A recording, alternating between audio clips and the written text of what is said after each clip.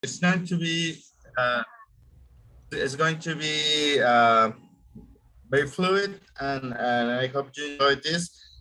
The other thing is that you're going to see images taken by my people, their own images, their own pictures, their own cell phone images, and many of my images I had permission to share with you, and are from my friends and village inhabitants that they allowed me to share with you from their own social networks. So Fantastic.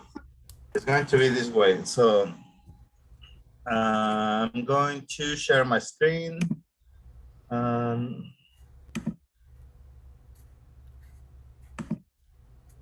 This is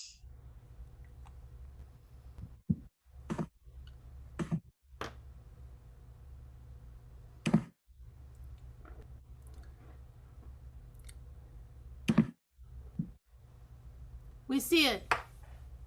perfect. Presentation.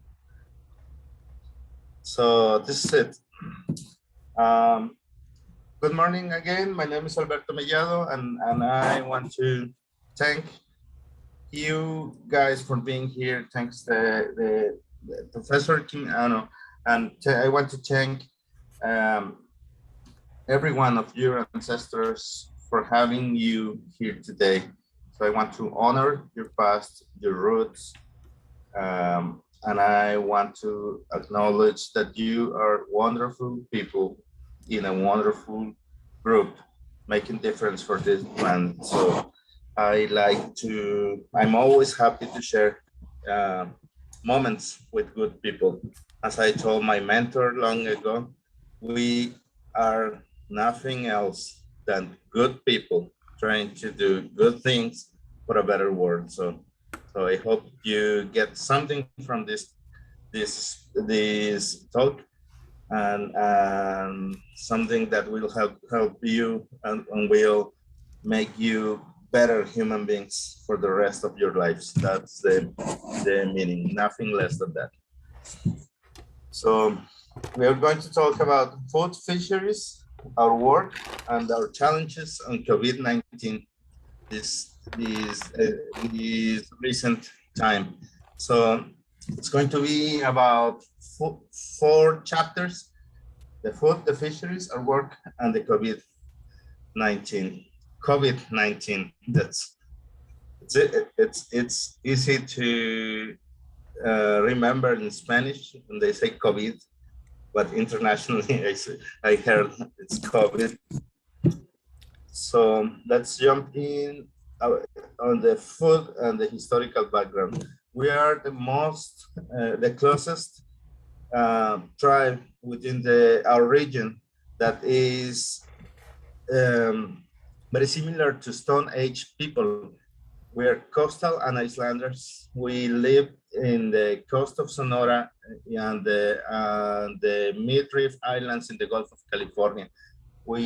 My tribe, we have been fishermen, hunters, desert gatherers, sea turtle hunters, and for millennia, thousands and thousands of years, which I believe might go back to 18 to 14,000 years here in this place. We acknowledge ourselves as the first human group, the first human beings coming this area.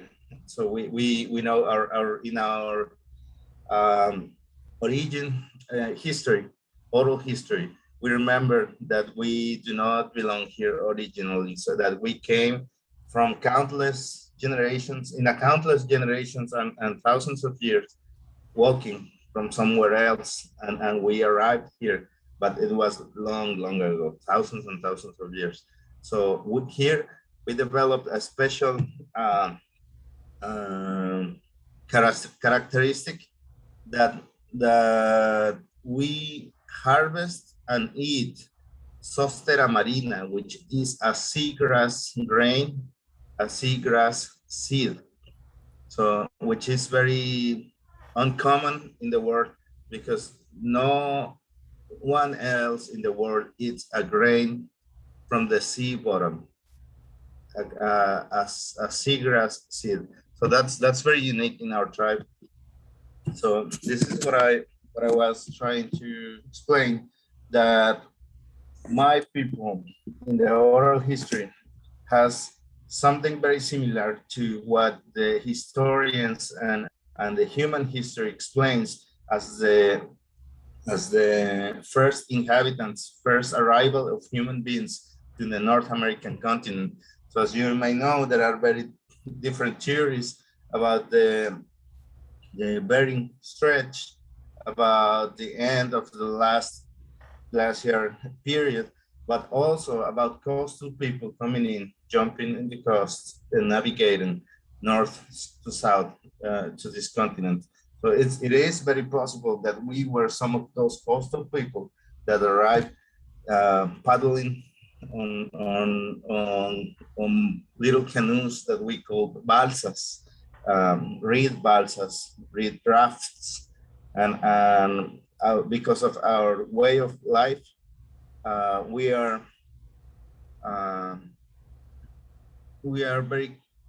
convinced that we are some of these people that arrived at some point, thousands of years. And I want to make a big jump in time, and I want to show you this image. This image is the first drawing made by Adam Girk in 1692 about my people. This is the 17th century. Once we were already living here in the Sonora Desert and the coast of the Gulf of California and the Mid-Rift Islands. So this is going to be the first image, the first picture, let's say, about my people. You are going to find here elements like the cactus of the desert of Sonora. You're going to see hides covering our bodies. You're going to see the woman's skirt. You're going to see the basket weaving on top of the head of the woman. You're going to, you may not notice, but you're going to find the nasal septum, which is the piercing on the nose of the persons. So you're going to see the bow, the arrow, the feathers adorning the bodies of my people.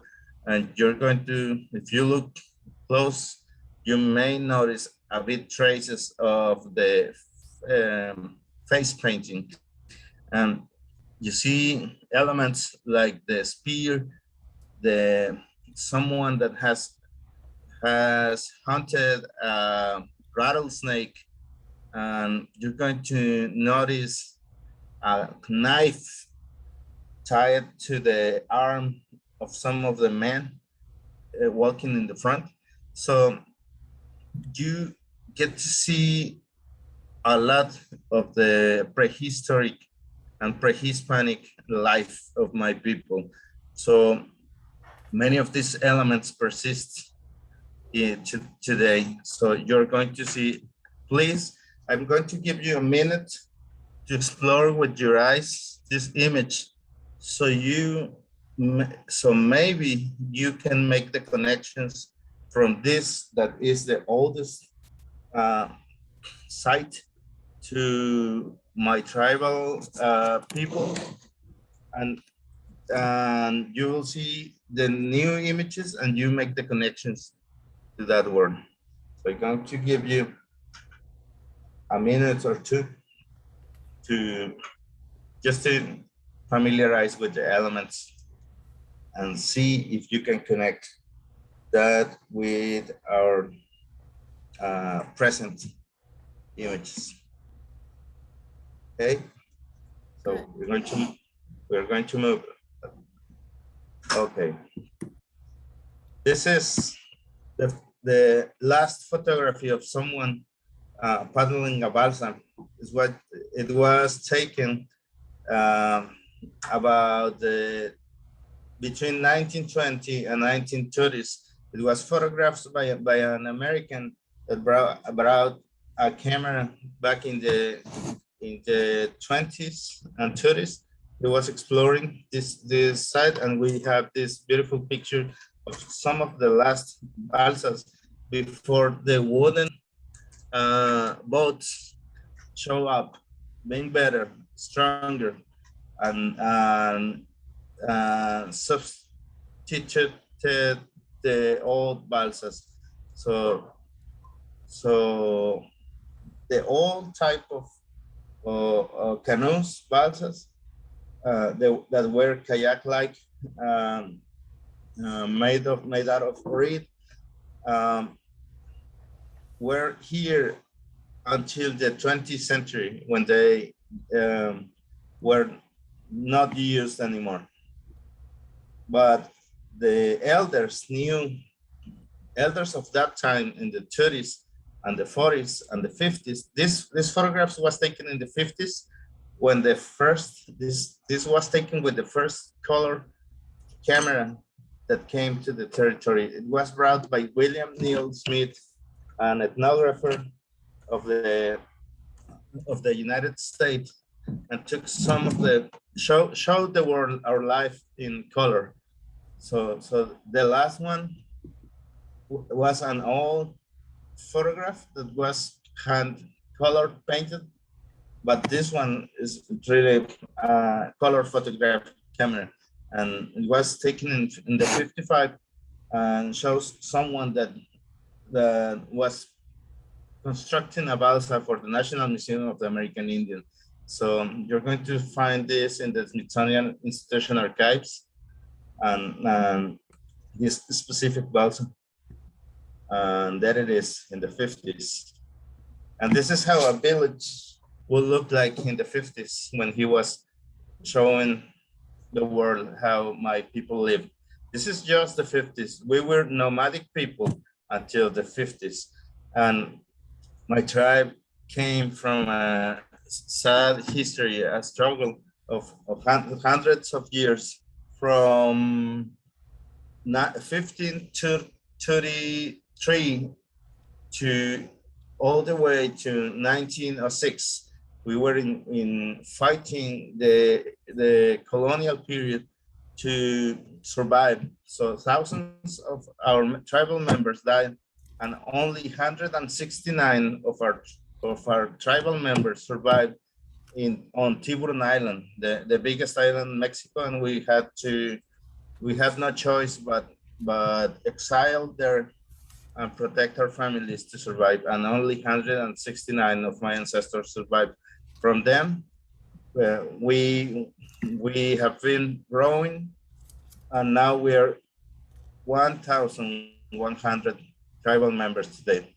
So this is how it looked in the 1950s. Life was a bit of different from what we have today, very different from what we do today. We were out there harvesting agave hearts to roast and eat. This is San Esteban Island, and where these species are very abundant.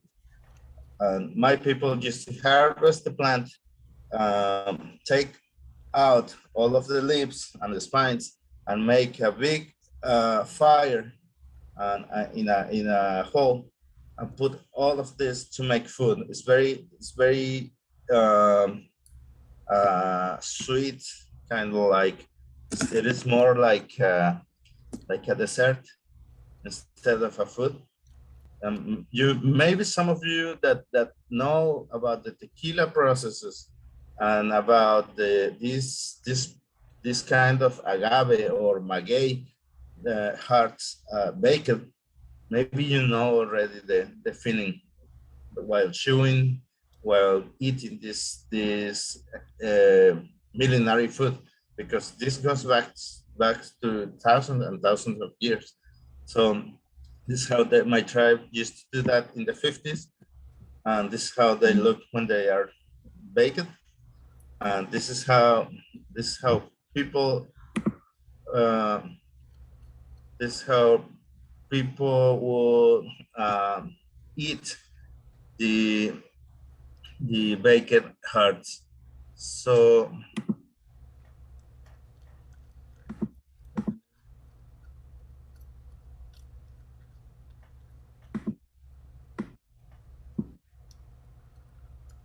in this time, we were also hunting for iguanas. We have the San Esteban chucuala, which is a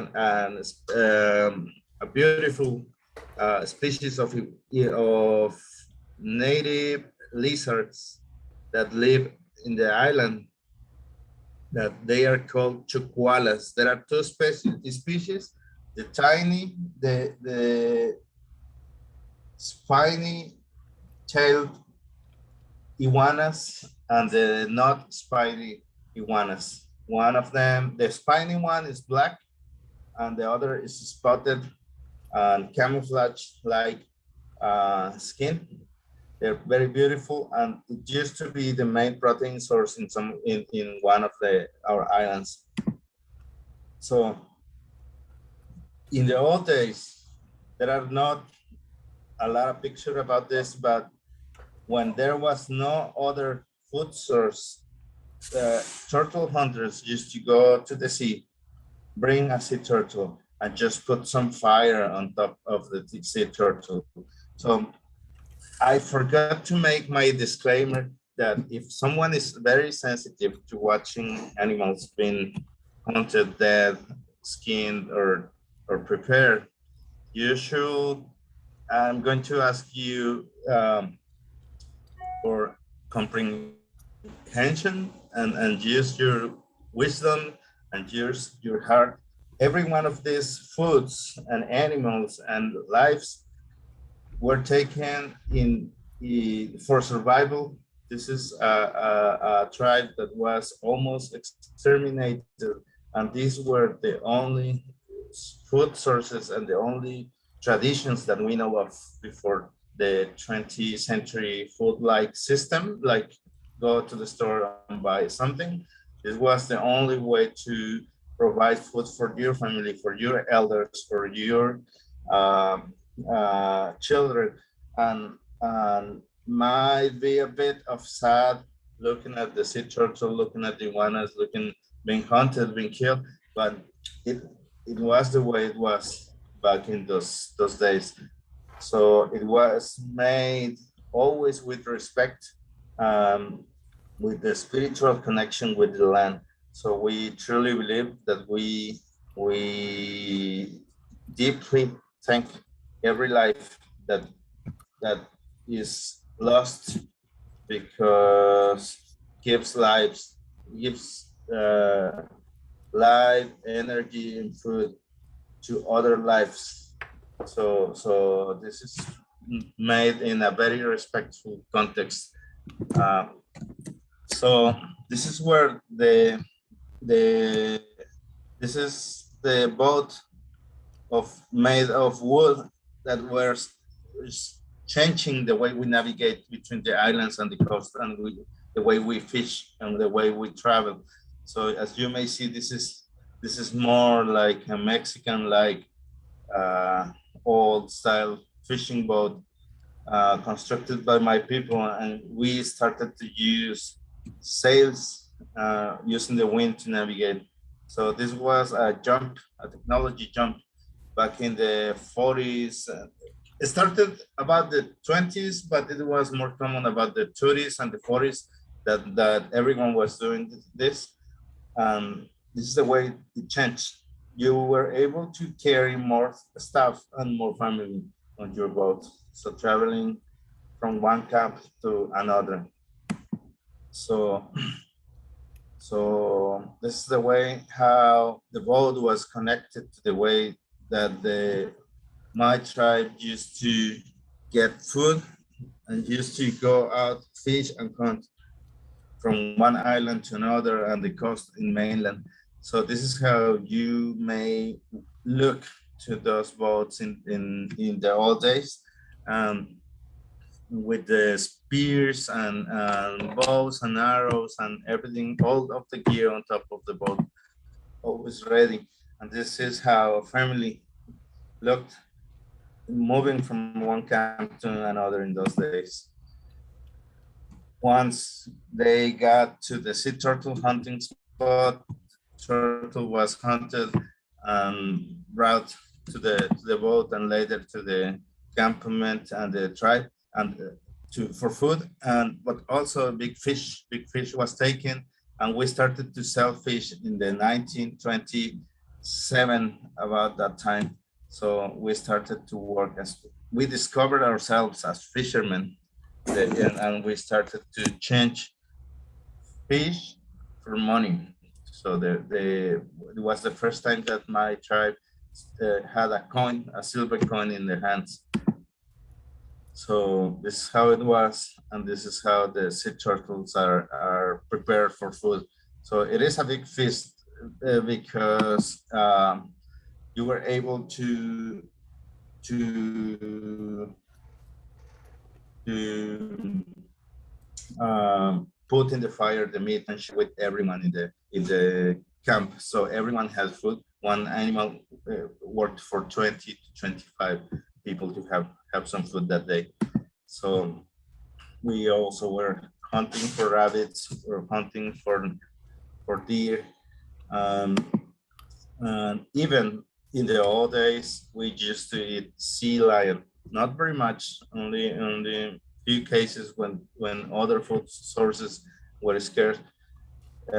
But we used to do that. So it was very common that mothers and grandmas and sisters used to make the decisions about how the food and how the animal will be shared.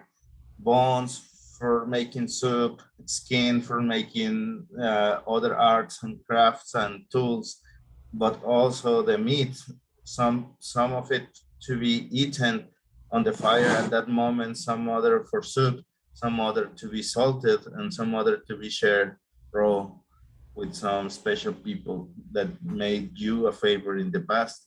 So there is a reciprocity, what we call a reciprocity system, that when food comes in, you share with the most important people in your life first, for whatever reason that you need to honor somebody else. You share the most important good that you have in that moment, which is food. So also youth, kids used to go and spear for crabs. Women, when they go out in the desert, they look for desert turtles. And also in June and July, we harvest cactus desert fruit, which is very similar to dragon fruit, which we call pitayas. And we eat what we call bisnaga, which is a small kind of cactus here in the desert. And when the time comes in April, there is this time for sostera, which is the seagrass. With the arrival of the spring, it shows up on the coast, and the women harvest, like here, for the grains, for the seeds. They take the seeds in all baskets, and they separate sand and everything, and they prepare flour, triturating and toasting the seeds. And it was very common for everyone to see the meat being dried to the sun while preparing some other food, like the sostera seeds. And water was very difficult to get, only on springs, on washes, and also on stone basins in the mountains, and very few water sources that my people used to know for thousands and thousands of years, used to sustain our tribal bands of nomadic hunters and gatherers moving from one place to another. But since the 40s and 50s, we are living in communities as you may know, cities like Tucson, Phoenix, they have this problem of water, of population growing somewhere. where water is not an abundant element. So you may know what we are facing here with the lack of water, being now hundreds of people living together in a place in a desert. So which is not, I think the desert is made for nomadic people, not for settlements, not for towns, not for cities. That's a big mistake that we are jumping in since the 50s also. And this is it, how the first store came in the 50s and the 40s and the 50s.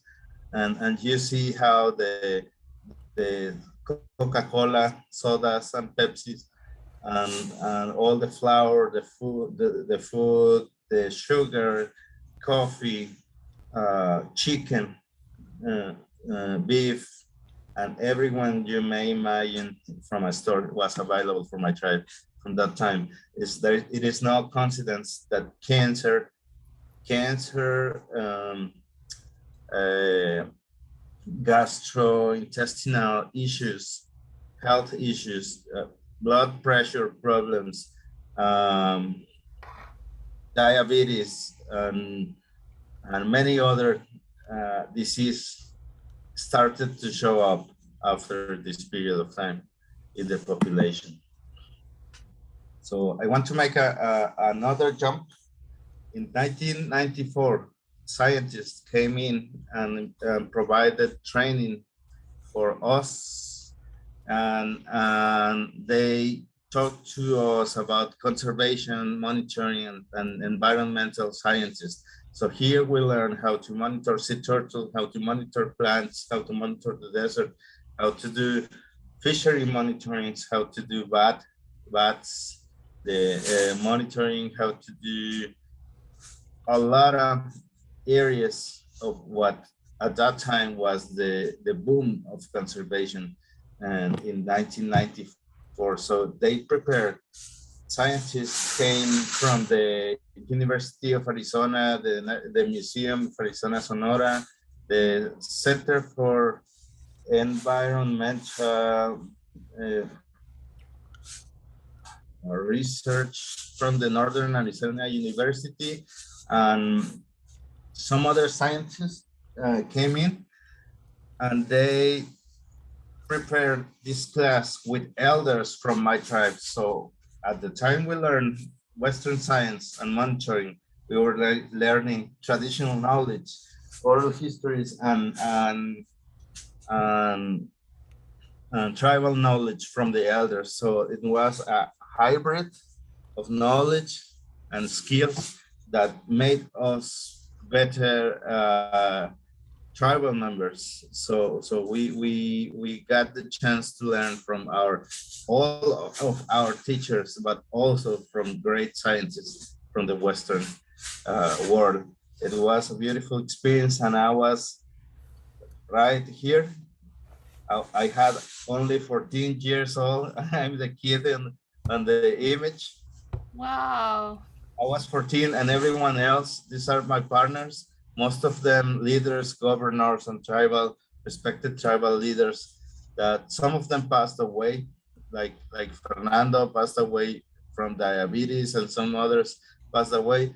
And I had to abandon high school for 4 months in order to be trained in this particular training.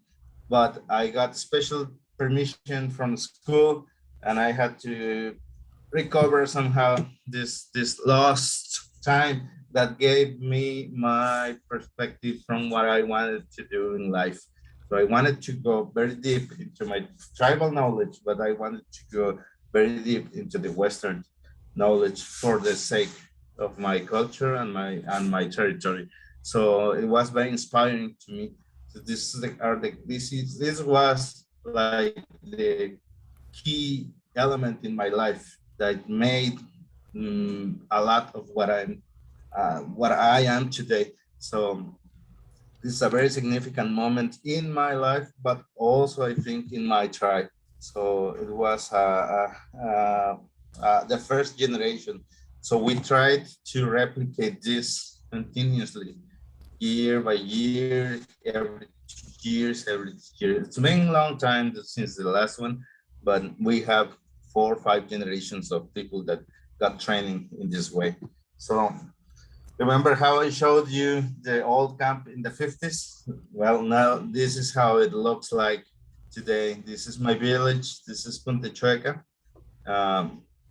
A lot of years ago. This is like half of the village that we have today, but just for you to get a sense how different it is. So we have concrete, we have houses, we have electricity power lines that do not work very well, but they are here, and this is how we live now. We struggle with the water, we struggle with money, we struggle with a lot of the things that you may struggle with too. So we're connected somehow.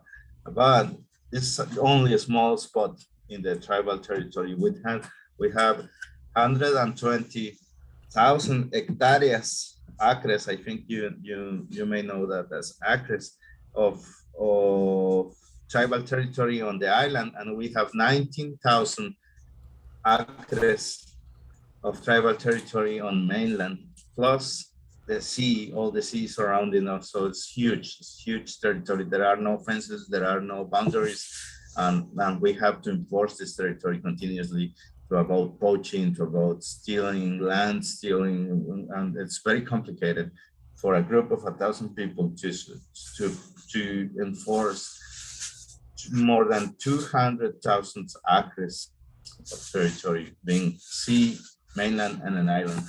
So this is where we do fisheries.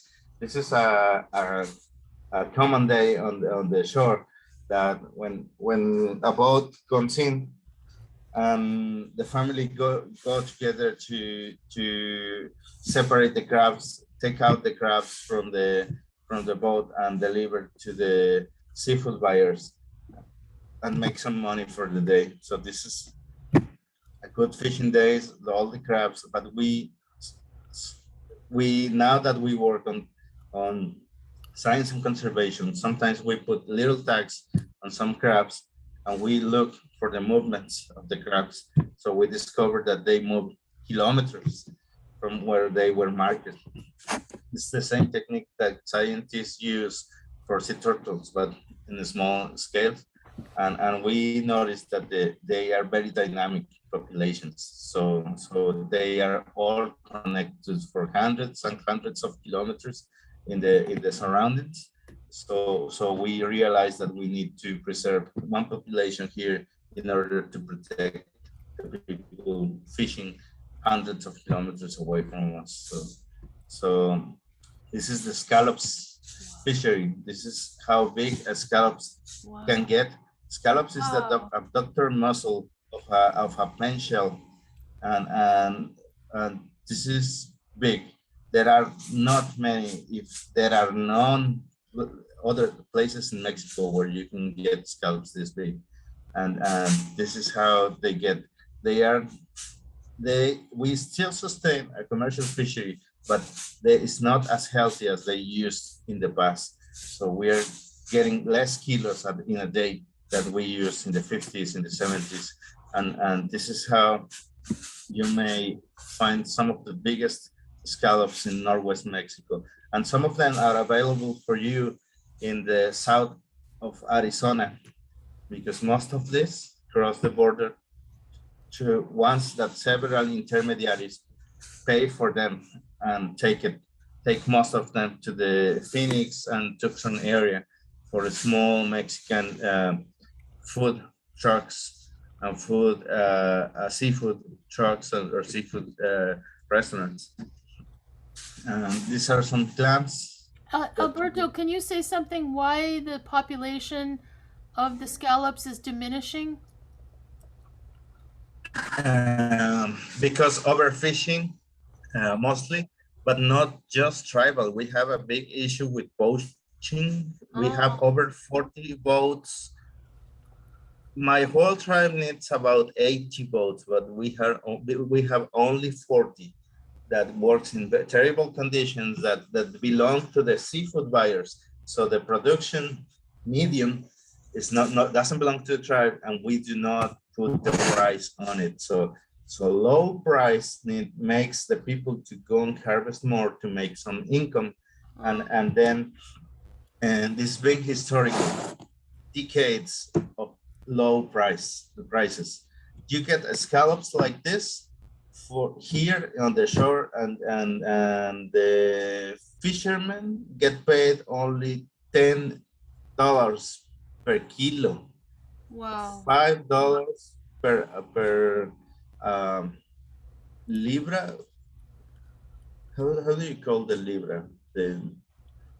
The half a kilo unit that the US have?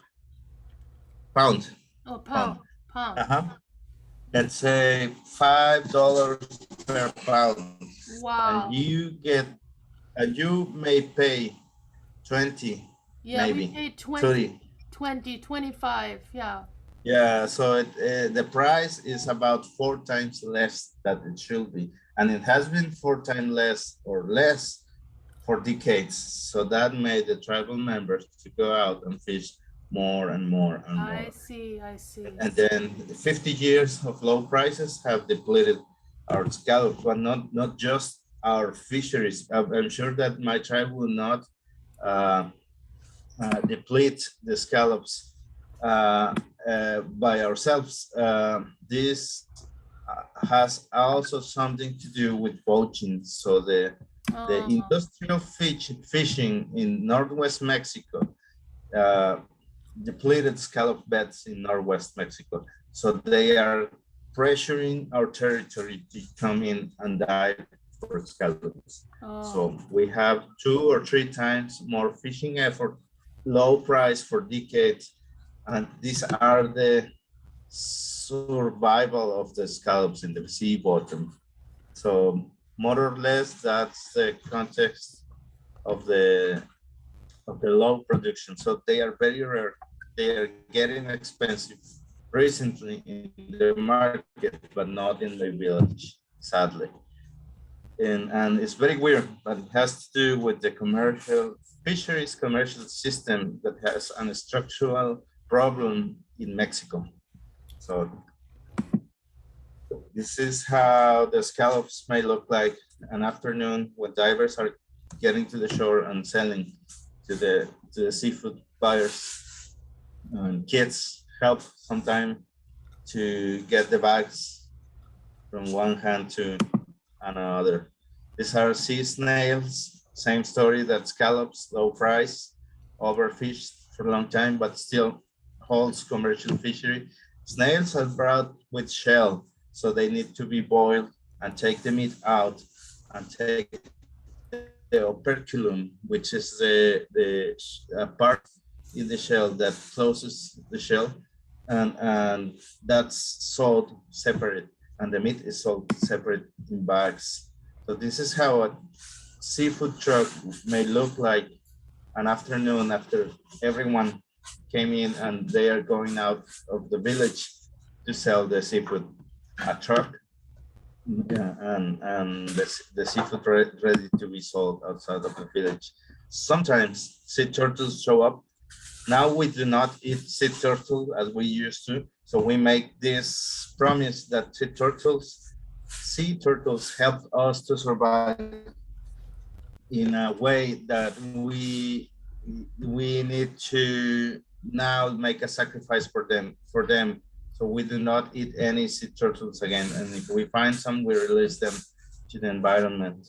Now it's their time to survive. And we do that. Women are involved in conservation now. So this is a group of women that jumped not just from making arts and crafts and food, but they are environmentalists now. They protect animals, they do conservation and monitoring. So this is a big change in women roles in life because they are doing what we had access to. It took 15 years for them to become leaders. They were not, if you remember the photo from the 94, there were no women. But now in the 2000s, they are taking the leadership. And this is Erica, my wife, and two of her sisters, and they are now tribal conservation and environmental leaders. in another area that they historically Wow. used to domain. And now this is how they look today after 20 years. They have all these gears, they have all the equipment, and they look like very pro people because they are like biologists, they are like conservation scientists on the field. So we're very happy to be part of this evolution in women. And now this is how like a team may look like by working on conservation, mixed men and women. And this is all the equipment that we use.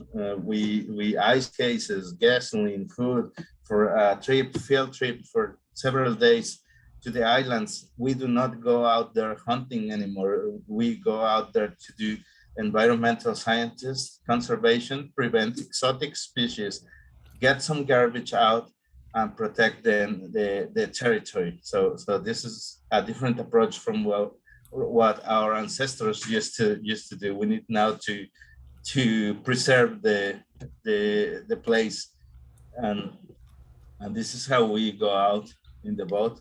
We Wow. cross from mainland to the island, man, woman, and we get to the island and we jump in the car and we go traveling all the pathways that the ancestors left us. We became pathways for the car, for the truck to get, and this is how we move in the island. This is the Milky Way on the island. Wow. Photographer took us a beautiful picture one night, and this is Felipe. This is one of the most talented kids. He's a musician too. He plays rock in a local band. And this is a water source on Tiburon, and we test for contaminants, for cadmium, for plum, and all the metals in the water. They still clean. The water sources on Tiburon Islands, they still clean. No human pollution, no industrial pollution, and no other issues whatsoever. So we put some cameras to look for the animals, their health, their ages, and see how they're doing. And at some point, we learned to fly drones years ago, over a decade ago, when the drones were just starting, and we learned to do that. So we had the first aerial images. Remember when I told you that someone brought some cameras and showed us the first perspective from the ground? See. First drawings, then black and white pictures, then color pictures, and then ourselves, we took the first aerial images of our territory. And that was for us, was something to be proud of. And we were trained and we got new uniforms, and this was like 10 years ago. And everyone was very happy to learn something different. So this is how the territory may look like at some parts. We have 14 mangrove systems, the last mangroves undeveloped and without anthropogenic impact in Northwest Mexico. So we have over 800 acres of virgin mangrove systems, of intact mangrove systems, with no hotels, with no cities, with no development, and no waste being thrown at the roots. Wow. This is how the mangroves seed. This is a mangrove plant growing. And we started a project to collect the seedlings and make them grow in a nursery, and then bring the mangroves back with the community and kids and women. And this has been, we are just learning the technology, let's say the biotechnology about it, but we're on a good path on that. It's a bit tricky with climate change, switching the coastline and the sea level on the shore, but we are working on it. And this is Mayra Estrella in the other village. She preserves sea turtle nests from a beach that is changing the coastline and it's very sensitive, and the sea turtles needs to be helped for the little turtles to be born. So she protects sea turtle nest and releases every season thousands of sea turtles back to the environment. So we continuously training, we are continually trying to, to learn more, and this is how men and women are developing themselves, because we have no universities here. So we need to take advantage of every single training that shows up. And this is a bit of food. I'm gonna have to go faster because I have only 5 minutes. So this is scallops ceviche. This what you may know as ceviche. This is scallops ceviche here. The snappers, clams, and this is fried. Another ceviche with tostitos, with this a new recipe, modern. You have fried fish, boiled octopus. This is you're going to see Cesar. He's my friend Cesar. He's one of the ones that still hunts and fish every day for food, not for commercial purposes. He goes out for trigger fish. This is a sarandeado fish that we prepare to the charcoal. This is a seafood soup. This is fried snappers, what we call palometa. It's very rare type of fish that tastes delicious. Wow. This is jaibas a la diabla, which means crab to the devil or something. It's made with a lot of chili and butter, and we have flounders, we have shrimps, locally harvested shrimps. We this is a new recipe. Remember when you asked me for new recipes? Yeah. This is what they call discada. This is about weenies, ham, and bacon with chilies and chorizo. Wow. It's very weird. This is a mix that people like, and they are preparing this very often. So we have access to cheap avocados, which we are lucky for, but we are still hunting and diving. These are groupers, and this is the last meal that I share with my mentor. This is Timothy Dykeman, the man that made all of this possible, providing us with funding and mentorship and traveling the world to make us conservation scientists. This is the guy behind all of that success that you just looked. And we treated him as a king. So this is a steak on the heart of the Tiburon Island on his last trip that he always wanted to do. And we made him deer steak for him. We forgot the plates and we were eating on stones. So like the Stone Age people.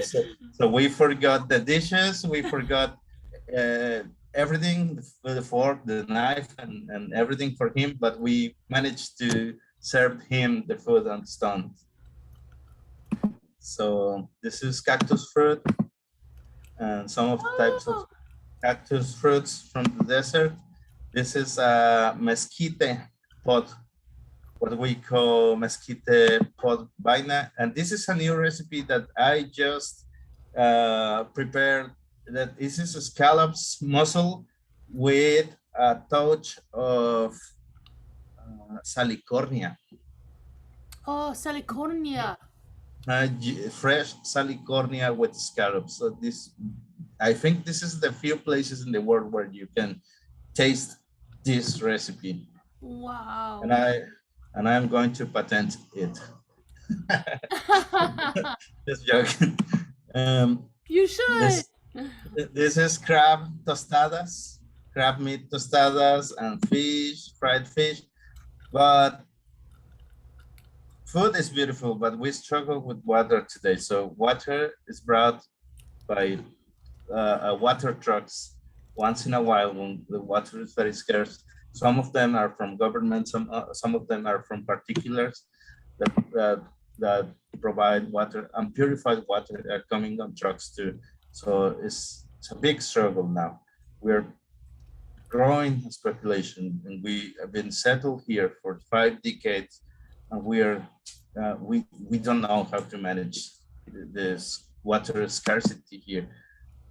And this is Erica's father, my father-in-law. Is a great Oh, artisan. He works with wood. This is the ironwood carvings. The ironwood is the hardest wood in the world, and this is how he turns everything from nature into art in with his hands. This is Valentina Torres. She's one of the greatest artists for basket women and arts and crafts and necklaces. And she makes all of these arts along with the rest of the tribal women. And they dress, and this is my wife, Erica, and she looks, she's using the tribal dress, but they are not just for sale. The necklaces and the arts are part of the indumentary of my people. And you can see the face paint, and they have a movement to restore the face painting for as everyday makeup for the tribe again. And this is Valentina and I sharing with kids in the desert traditional knowledge and history for them, like a class, like this class, but here. And we sit and we speak, but we try to promote sport. We have issues with drugs, suicide, and all of these problems associated with youth, and we try to provide healthy recreation spaces for them, not just tribal knowledge, not just science, but also sports for the kids that like sports. And it's very hard. It's very hard to convey the uniforms, the balls, the camp, and the trophies and everything. But we tried once in a while to provide them with Gatorade, with water, with ice, everything they need, so they only have to enjoy. It's very complicated in an economy like this to be philanthropics, but what we do as much as we can, we've been lucky sometimes, and we try to share this with the rest of the community. And this is very hard to allocate sports, because most of the people look for art, look for science, look for conservation, and looks for culture. But sports is very marginated, and it's a integral part of the community. So we need to think that if we make a conservation, an art project, a cultural project, or something, that we need to allocate 10%, 15%, 5%, a percentage to sports, I think. wow. That's my thinking. It cannot be disconnected. Everyone goes like, sports, no, that's for the sport people, that's for the sport foundations. But no, we have a social compromise. We have a social, we cannot say that we are trying to help youth. We forget entirely about literature, arts, and sports. So we need to stimulate that too. And honestly, try to apply that a small percentage for sports. Even one single ball for kids will make hours of healthy recreation and being away from drugs and suicide. You may prevent suicide with only a small amount of effort and money on sports. So we're doing ecotourism, and we're doing camping. We're trying to do new experiences of camping. And we had the honor to attend a trip for the French ambassador from in Mexico. So we have honor to make a trip for diplomatic people from this country.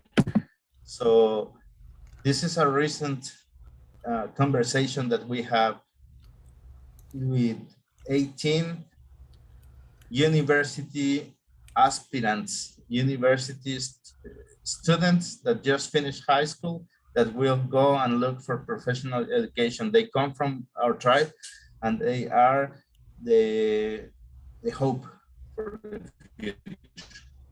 Maybe we have some lawyers in there, maybe we have more nurses, doctors, biologists, ecologists. We don't know what we have in there, but we need to support them. It's very expensive, complicated to take them out of the village, rent a house, provide food, internet, laptops, clothing, and pay the tuition fees and the university and all associated expenses. They're struggling with us in how to make them the professionals we need for the future. We're very happy because we have, for time, our tribal 18 people knocking on the door of the universities, the different universities, and we now have the challenge on how to make them the professional that they dream to become. So I wish on studying, but we will see what we can do for them. It's hard, but they are one of our most important challenge. I think the most important challenge because they are the future.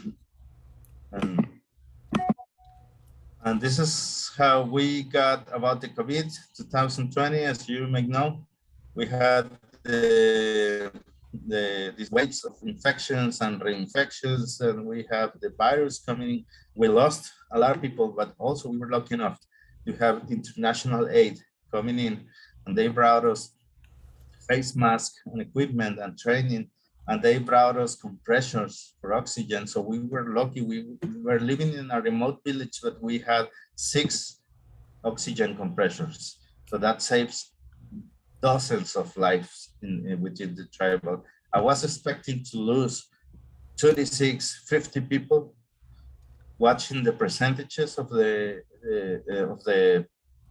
death rates in the world, but we only lost 6 people from 1,000 population.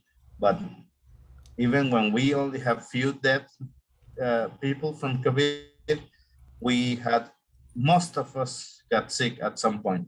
I just recently had my own infection after 18 months of the pandemic. So I resisted 18 months, but the rest of the tribe, most of them got sick at some point. So now this is how the equipment looked like. We were very, very lucky. I repeat, we were, these people brought us with the equipment, government brought tests, and this is my own test when I tested negative recently after being sick for a month and finishing another book and on my time with the disease. But this is how the pandemic looked like. People going into the hospital for a test, for medicine, for attention. We were lucky. Honestly, we were very, very lucky. Vaccines came very soon. So progressively, we've been vaccinated, or sick, or both. So now we have a better health. And I think the pandemic management was amazing, was good, was fine. It was very strong, but it was the best we could. Even the health secretary of the state came personally to visit some of the sick people in the hospital, trying to convince them to jump to another attention level in the state hospitals when they were getting critical. They brought us some oxygen tanks, but most of us in our houses, we have our spiritual systems also working against COVID. So this is the tribal traditional health system, spiritual system. So this is what you may see in every house protecting us. Everything changed all the trainings, all the things, not now with face mask and outside, and we are learning to live, and we are trying to continue to go out there, do what we used to. So we made it. ten, 10 minutes. Yay! Yay! Um, Alberto, that was stunning. Can you stop your share for a minute so everybody could? Um, Yes. and so a few people have to run out because they have another class. But is there any questions for Alberto that you guys have left in these few minutes? We're just a few minutes over. Just hang in there. Anybody have any questions? Yes. You shared so many beautiful, like incredible looking dishes. Do you have a personal favorite that you personally enjoy a lot to share with others? Oof, that's a tough one. uh, I think ceviche, lemon with just raw scallops with a touch of lemon, a bit of salt. That's the best. Oh, Yeah, I love ceviche. When you shared the scallop ceviche, I was drooling a little bit. I have never seen the size of those scallops in the marketplace, and what a crime not to be able to have it here. Anybody else have any questions or comments or thank yous or anything to Alberto? Thank you for sharing us your wonderful idea and journey. It was very intriguing to hear. It's just make me also want to go outside and travel and out of nowhere. And yes, I think it's really helpful to sometimes be outside of my boundary and see what's the my outer environment is happening. I think that's very helpful. Thank you very much. And You're Alberto, welcome. we have people here from all over the world to hear you. So some people in Asia and other parts of the United States. Beautiful, beautiful. Thanks for coming in. Thanks for listening. I hope it was very weird because these topics are not usually together in this way. So it was kind of an experiment to me, trying to follow the images, trying to follow what my people tried to, because they all tried to share this when posting these images in their social network. Well, I was compiling only the story. So it was very fun to me, and I think I'm going to be trying to repeat the experiment and experiment. I liked it. I actually like it. It's not boring, and it's very. I love food too. So food gives this presentation a touch very special. So yeah, I think it's very special to see the linkage between culture and food and harvesting it. Like you said, we usually go to the store and just buy it, but so we have no idea where you actually go in a boat and pull in the seafood and then cut it from the shell and then give it to the people who are going to sell it or eat it. And I think it's very special for us to see that. Yeah, I'm very happy to share this story with you. I'm fortunate. Thank you so much, Alberto. If there's any last things, some people have to get to classes, but I want to say thank you to me. You always bring something that is very important for us to hear, because we not only are you a leader for your tribe, but you're a teacher to us on what we can understand about food, culture, conservation, climate change, how we are thinking about environmental justice. And that is the focus of this class, is to really see how we can bring our energy, whether as creatives, because all these people are creatives, designers, and artists, to the problems of environmental justice. And our final project I would like to invite you to come back to evaluate is we are going to invent a contraption, a device that provides shade and covering to farm workers as they harvest food in the fields of farms, both in California, around the world, and in the United States. So we're trying to make up something because our farm workers are picking crops at 116 degrees heat, and they can't they can't continue to do this without protection, which is really the threat to global food security, not just them, but us as well. Yeah, beautiful, beautiful. I would love to. So we see you again, okay? All right, Hey. I'll be in touch with you. Thank you, class. I'll see you guys on Tuesday for research presentations. And be prepared to ask questions. And Alberto, I will talk to you very soon, okay? Okay. Bye. Hasta la Thank you, vista. Alberto. Thank you, Kim. Thank you. Thank you. Alberto, that was so great.